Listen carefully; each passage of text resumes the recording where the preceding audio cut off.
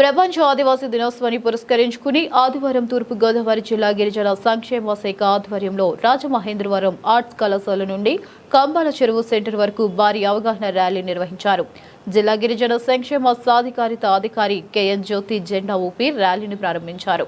ప్రపంచ ఆదివాసీ దినోత్సవం సందర్భంగా నిర్వహించిన ఈ ర్యాలీ ద్వారా గిరిజనుల సాంస్కృతిక వారసత్వం, సంప్రదాయాలు, రాజ్యాంగబద్ధ హక్కులు మరియు సమగ్ర అభివృద్ధి అంశాలపై ప్రజల్లో చైతన్యం కల్పించడం ముఖ్య ఉద్దేశమని జిల్లా గిరిజన సంక్షేమ అధికారి కెఎన్ జ్యోతి తెలిపారు. ఇమ్మెన్స్ విజ్డమ్ ఏదైతే నేచర్కి కావచ్చు, కమ్యూనిటీ లివింగ్లో కావచ్చు, వివిధ అంశాల్లో అవన్నీ కూడా గుర్తు చేసుకుంటూ అండ్ అలానే వాళ్ళకి థ్యాంక్స్ చెప్పుకుంటూ, ఎందుకంటే నేచర్ని కాపాడుతూ వచ్చారు, బయోడైవర్సిటీని కాపాడుతూ వచ్చారు. సో ఇంత ప్రాముఖ్యత ఉన్న ఇండిజినస్ పీపుల్ అండ్ ట్రైబల్ పీపుల్కి మనం ఈరోజు కంటే ఈ కాన్ఫరెన్స్ అయితే నిర్వహించారు ఈవెన్ దానికి గుర్తుగా ప్రపంచ ఆదివాసీ దినోత్సవం అని పేరు పెడుతూ ఎవ్రీ ఇయర్ ఆ రోజు మనం ఆ ట్రైబల్ కమ్యూనిటీస్ చేస్తున్న వాల్యుబుల్ కాంట్రిబ్యూషన్ సొసైటీకి అండ్ టువర్డ్స్ ద నేచర్ గుర్తు చేసుకోవాలన్న ఒక భావం ఉద్దేశంతో మనందరం కూడా ఇక్కడ ఈరోజు గ్యాదర్ అయ్యాం.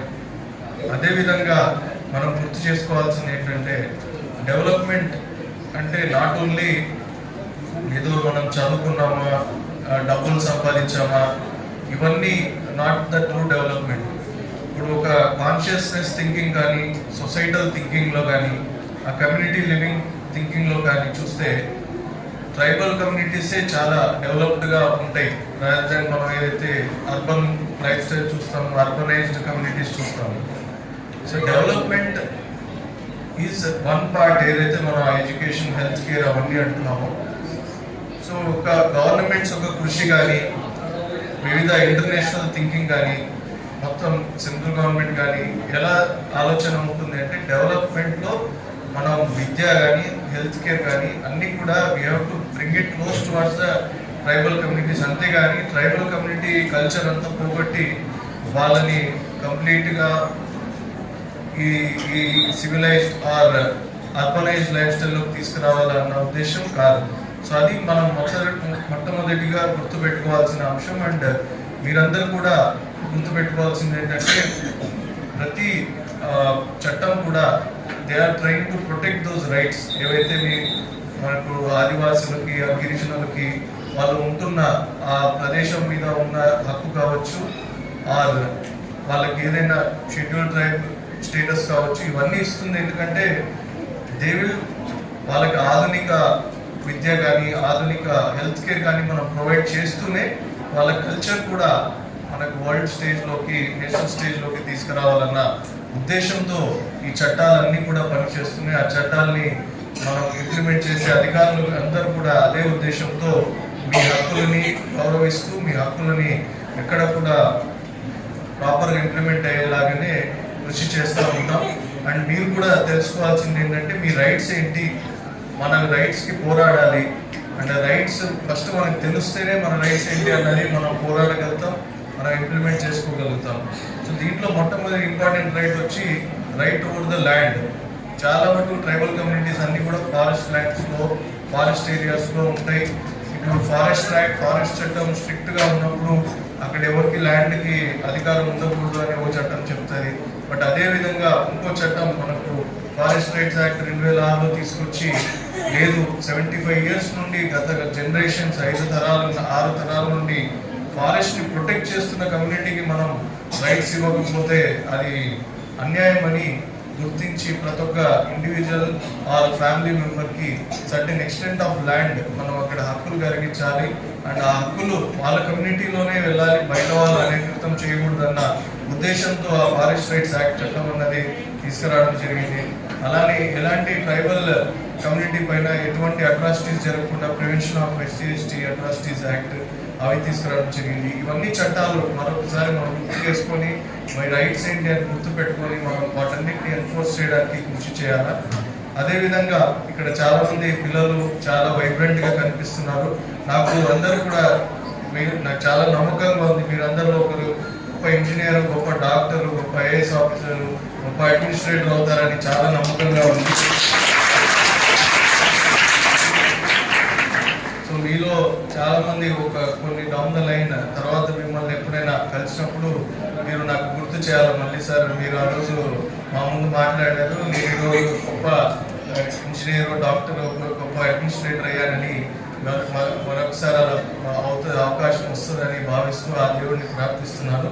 సో దీంతో మరొకసారి అందరికి కూడా మన ఈ ప్రపంచ ఆదివాసీ దినోత్సవం రోజున మన ట్రైబల్ కమ్యూనిటీస్, మన ఆదివాసీ గిరిజన కమ్యూనిటీస్, మన నేచర్ సైడ్ వాళ్ళకున్న ప్రేమ, వాళ్ళు చూపిస్తున్న ప్రొటెక్ట్ చేసిన అంశము అండ్ అలానే ఎంత కమ్యూనిటీ లివింగ్ ఉంటుందో అవన్నీ కూడా మనం మరొకసారి గుర్తు చేసుకుంటూ ఎంతోమంది ట్రైబల్ లీడర్స్ వాళ్ళ రైట్స్ కోసం పోరాడిన అంశాలు ఉన్నాయి వివిధ ఎరాస్లో. సో అవన్నీ మరొకసారి గుర్తు చేసుకుంటూ వాళ్ళ నుండి మనం కూడా స్ఫూర్తిని పొందుతూ మరొకసారి అందరికీ ప్రపంచ ఆదివాసీ దినోత్సవ శుభాకాంక్షలు తెలుపుతూ సెలవు తీసుకుంటాం. నాకు మొదటగా చెప్పాలంటే ఇప్పుడు ఆదివాసీ దినోత్సవం మాట్లాడుకుంటున్నాం.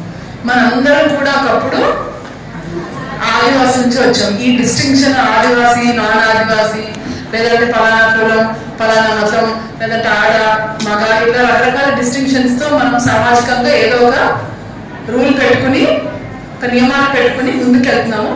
కానీ ఒకప్పుడు అందరూ కూడా ఫారెస్ట్ నుంచి వచ్చిన వాళ్ళమే. తర్వాత నెమ్మదిగా ఒక 10,000 BC ఆ టైంలో మనము రైస్, తర్వాత వీట్ ఇవన్నీ డొమెస్టికేషన్ చేసుకున్నాక నెమ్మదిగా ఫారెస్ట్ నుంచి ప్లేన్స్ కి అందరూ రావడము, అక్కడ సెటిల్ అవ్వడము, అక్కడ వచ్చిన రైస్ కానీ వీట్ కానీ సర్ప్లస్ నుంచి అక్కడ ఒక డిఫరెంట్ సిస్టమ్, సోషల్ స్ట్రక్చర్ అనేది ఫార్మ్ అయింది. దానితో ఆదివాసీ సెపరేట్ అయ్యారు, నాన్ ఆదివాసీ సెపరేట్ అయ్యి మనం ఈ రోజుగా మాట్లాడుకుంటున్నాము.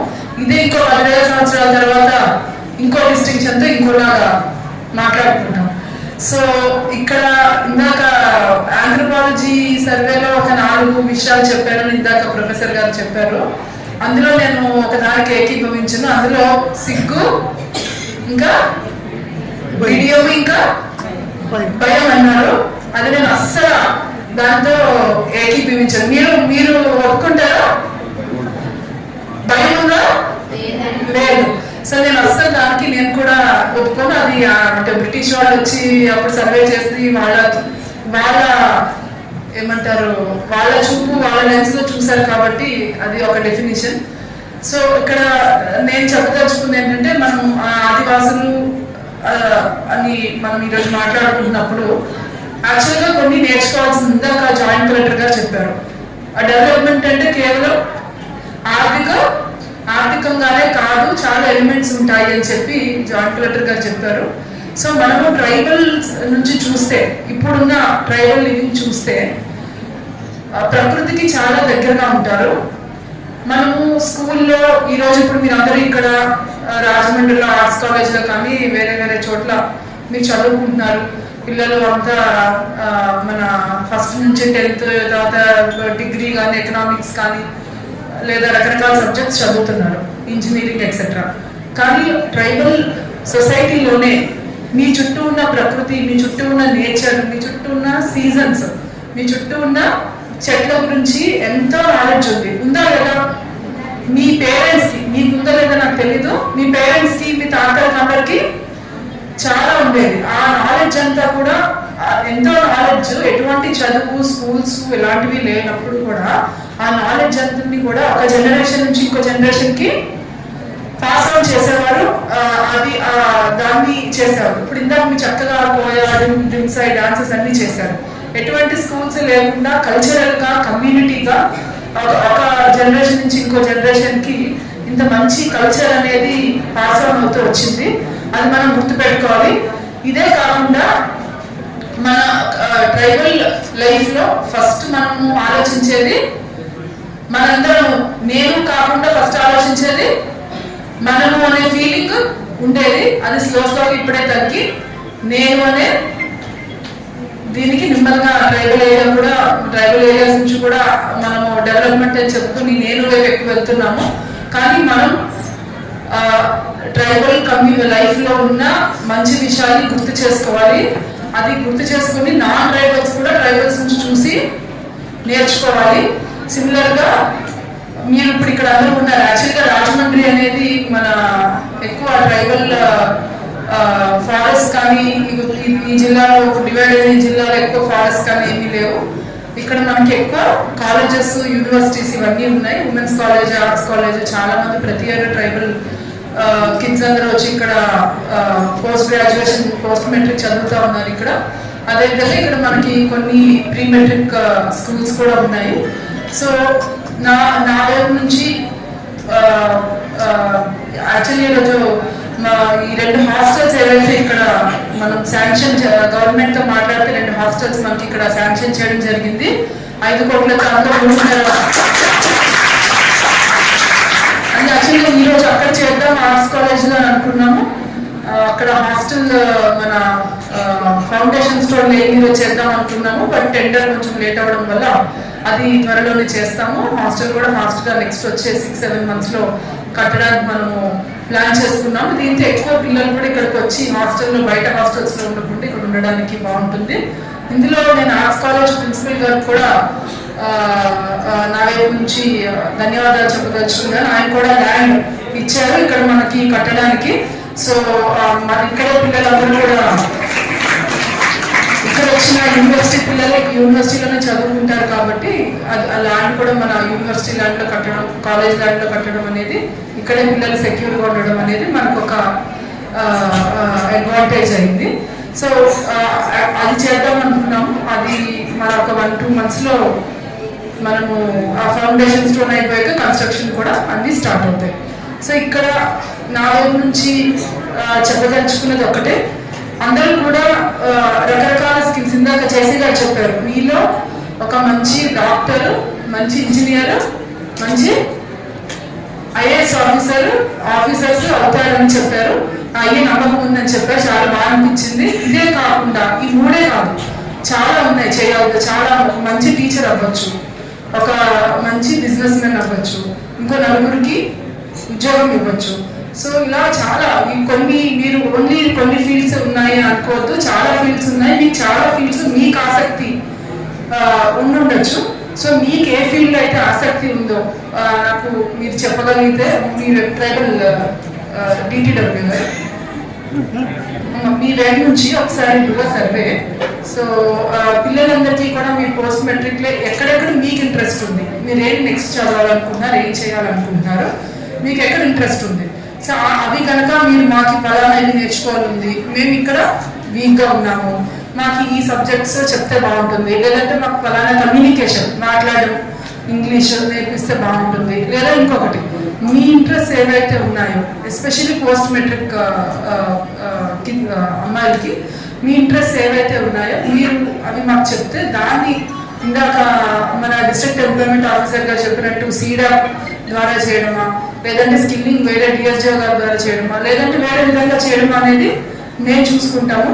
మీకు ఎక్కడ స్కిల్లో మీకు గ్యాప్ ఉంది, ఏం చేస్తే బాగుంటుంది, ఎక్కడ మీరు నేర్చుకోవాలనుకుంటున్నారు అనేది మీరు ఇప్పుడు ఈరోజు ఇక్కడ మీరు నాతో మాట్లాడలేకపోవచ్చు, కానీ మీరు మాకు ఏది ఇంట్రెస్ట్ ఉంది మేడం, మేము నేర్చుకుంటాం, మీరు చెప్పండి అని వచ్చి మీరు మమ్మల్ని అడగాలి. సో ఇందాక ఎవరో చెప్తున్నారు, హక్కుల గురించి చెప్తున్నారు. మీ హక్కు అది. మీరు ఏదైనా అవుదాం అనుకున్నప్పుడు మీకు చాలా అడ్డంకులు ఉంటాయి. కొంతమందికి ఆర్థికమైన అడ్డంకులు ఉంటాయి. మీరందరూ ఎక్కడి నుంచి వచ్చి దూరం నుంచి వచ్చి ఇంటి నుంచి దూరంగా ఇక్కడ ఉంటున్నారు. మీకు వేరే రకమైన అడ్డంకులు, ఇబ్బందులు ఉండొచ్చు. కానీ మీరు మీ చుట్టూ ఉన్న అందరి సపోర్ట్, సహకారం తీసుకుని నేను ఎందుకు చేయలేము అనే మైండ్ సెట్తో ముందుకెళ్ళాలి. నేను అప్పుడు చేయడానికి చాలా కష్టాలు ఉన్నాయి, నా మాట ఎవరు వినరు, నేను ఎక్కడో ఉన్నాను, మా అమ్మ నాన్న ఎక్కడో ఉన్నారు, మా జిల్లాలో మేము లేము, నాకు సపోర్ట్ లేదు, ఇలా ఆలోచించకుండా నేను వెళ్తాను, అందరినీ కలుస్తాను, నాకు ఇది చేయాలనుకుంటున్నాను అని మీకు కావాల్సింది మా అందరినీ అడిగి మీరు చేయించుకోగలగాలి. అది మీరు చేయించుకోగలే శక్తి మీకు వస్తే అదే మనకి అల్టిమేట్ ట్రూ ఎంపవర్మెంట్. ఏంటంటే దేనికి కూడా భయం కానీ మేము చేయలేము అనే మైండ్ సెట్ అస్సలు వద్దు.